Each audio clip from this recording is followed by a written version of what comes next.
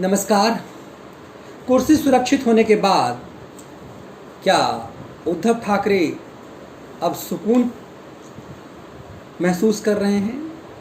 इसीलिए क्या उन्हें महाराष्ट्र के श्रमिकों की कोई चिंता नहीं जो प्रवासी हैं? उन्हें इस बात की भी चिंता नहीं कि महाराष्ट्र सबसे बुरे दौर में है, कोरोना की सबसे बड़ी मार महाराष्ट्र पे है। तुलनात्मक दृष्टि से देखें, उनसे ज़्यादा जनसंख्या वाला उत्तर प्रदेश उस पर बहुत हद तक कंट्रोल किए हुए है, बीमार लोगों की संख्या कम है, जबकि कायदे से उस रिकॉर्ड के मुताबिक उत्तर प्रदेश की परेशानी ज़्यादा होनी चाहिए, क्योंकि बाहर से मजदूर, बाहर से प्रवासी उत्तर प्रदेश में सबसे ज़्यादा आए। फिर भी उत्तर प्रदेश ने इन समस्याओं का समाधान किया। महाराष्ट्र जैसा विशाल, आधुनिक और संपन्न राज्य क्यों नहीं कर पाया? अब रेल मंत्री से जो रार महाराष्ट्र की सरकार अपना रही है, उसके क्या मायने हैं? एक दूसरे को छोटा करने की साजिश हो रही है क्या? उद्धव झूठ बोल रहे हैं या रेल मंत्री पीयूष गोयल? एक निजी चैनल को इंटरव्यू देते हुए उद्धव ठाकरे ने कहा कि मुख्यमंत्री उनसे कोई बात नहीं करते, लेकिन उन्होंने साफ कहा कि शरद पवार से उनकी बात हो रही है। तो क्या महाराष्ट्र में शरद पवार सरकार चला रहे हैं? क्या शरद पवार की रणनीति चल रही है?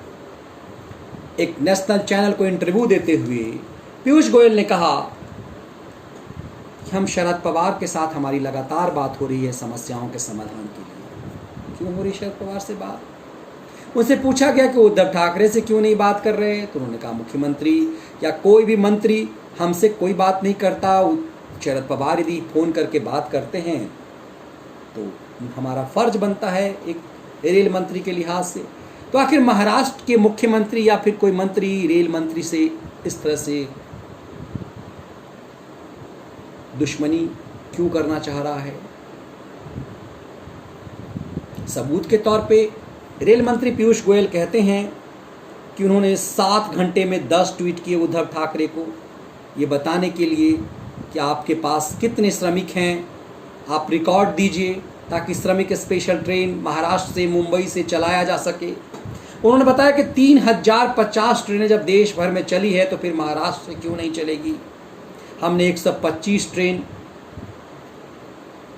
के आंकड़े उन्हें दिए कि आपको हम 125 ट्रेन देते हैं, लेकिन श्रमिक स्पेशल ट्रेन राज्य और केंद्र सरकार के बीच के सहयोग से चल रहा है, जिसमें 85% खर्चा केंद्र और 15% राज्य का है।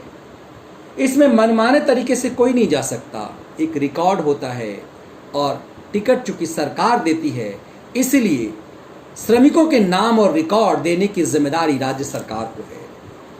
पीयूष गोयल यहीं पर ठाकरे सरकार को घेरते नजर आ रहे हैं और रिकॉर्ड देते हैं। 7 जो उनके ट्वीट रात भर में, रात के 2:30 बजे तक के जो ट्वीट्स हैं, उसमें ऐसा लगता है कि लगातार वो महाराष्ट्र सरकार से श्रमिकों की लिस्ट मांगते रहे ताकि ये पता चल सके कि महाराष्ट्र को कितनी ट्रेन चाहिए। जब हम आपको इस वीडियो का विश्लेषण कर रहे हैं, तब तक महाराष्ट्र सरकार ने कोई लिस्ट रेल मंत्री को नहीं दी। ऐसे समय में जब महाराष्ट्र सबसे बुरे दौर में है, कोरोना के सबसे ज़्यादा बीमार पेशेंट जब महाराष्ट्र में हैं, मरने वालों की संख्या भी महाराष्ट्र में सबसे आगे रेस में है, ऐसी आंख मिचोली क्यों हो रही है महाराष्ट्र की सरकार और रेल मंत्रालय के बीच?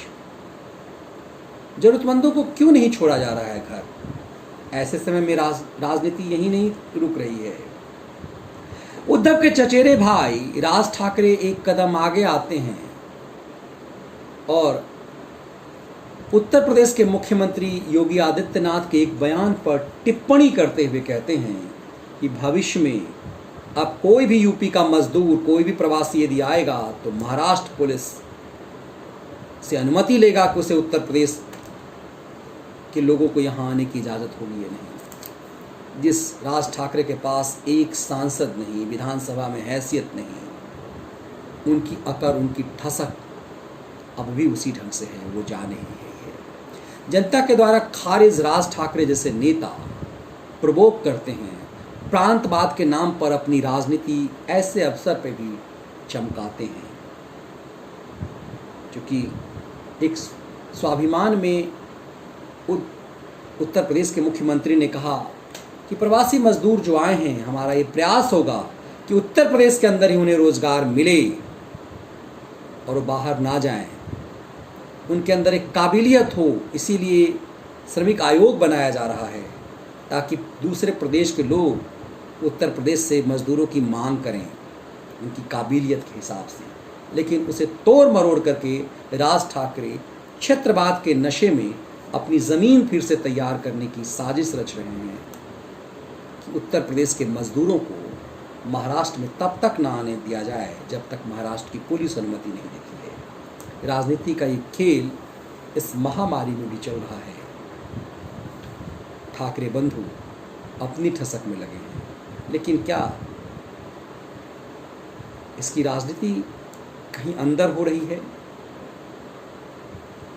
महाराष्ट्र में जो महाअघाड़ी की सरकार है, उसमें जो आपस में जो प्रतिद्वंदिता है, आपस की जो लड़ाई है, उसमें क्या श्रमिक या महाराष्ट्र के आम लोग पिस रहे हैं? किस विपदा के काल में सबसे ज़्यादा महाराष्ट्र में बीमार हैं, बावजूद इसके महाराष्ट्र की सरकार रेल मंत्रालय से उलझ रही है और ठाकरे बंधु प्रांतवाद के नशे में इस महाविपदा और महाबीमारी को हल्के में ले रही है। आने वाले समय में महाराष्ट्र की भी समस्या और बड़ी हो सकती है। ज़रूरत इस बात को लेकर के है कि रेल मंत्रालय को महाराष्ट्र सरकार लिस्ट दे ताकि श्रमिक यदि जो अपने घर वापस जाना चाहते हैं वो जा सकें, जो आना चाहते हैं लौट के वो आ सकें और ये टकराहट खत्म हो। कम से कम इस महाआपदा महाविपदा में राजनीति का ये स्तर तो ना हो। इस लिहाज से यदि केंद्रीय मंत्री कहते हैं, रेल मंत्री की 3050 ट्रेनें जा चुकी हैं आज की तारीख से, तो ऐसे समय में सवाल यह है कि महाराष्ट्र को ट्रेन क्यों नहीं मिलेगा? झूठ कौन बोल रहा है? जनता इसे बेहतर समझ सकती है। लेकिन क्या महाराष्ट्र के अंदर जो गठबंधन की सरकार है उसकी पॉलिटिक्स, उसकी राजनीति हावी हो रही है, जो प्रवासी मजदूरों के माध्यम से देश में एक विद्रोह कराने की प्लानिंग सी लग रही है? क्या कांग्रेस का कोई दबाव है? क्योंकि महाराष्ट्र में कांग्रेस की गठबंधन की सरकार है और राहुल गांधी और प्रियंका गांधी लगातार प्रवासी मजदूरों के नाम पे ही राजनीति कर रहे हैं। सवाल इसलिए भी कि पीयूष गोयल की बात शरद पवार से ही क्यों होती है, ये अपने आप में कई सवाल खड़े करता है। बहुत आभार, बहुत धन्यवाद।